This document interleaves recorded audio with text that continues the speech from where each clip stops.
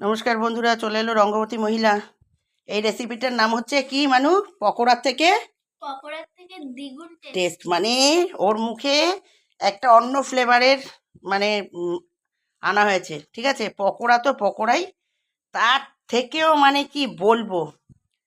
যদি কোনো সময় এইভাবে করে খান তবে আমাকে কমেন্ট করে লিখে জানান। এই যে লঙ্কা দিয়েছি একদম সাথে, তেলের মধ্যে কামড়ে খাবো, সস নেব। এক প্লেট উঠে গেল, আবার এই যে এক থালি।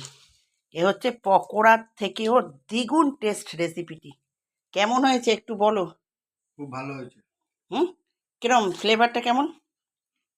ভালো ফ্লেভার একদম মানে সত্যি কথা বলতে এটা ভালো না, এটার কোনো রেট দেওয়া যাবে না, মানে এটার কোনো রেটই নেই, এত ভালো হয়েছে।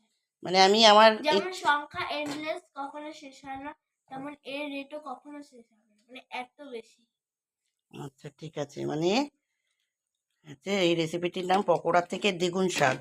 ঠিক আছে বন্ধুরা, এইভাবে করে খান।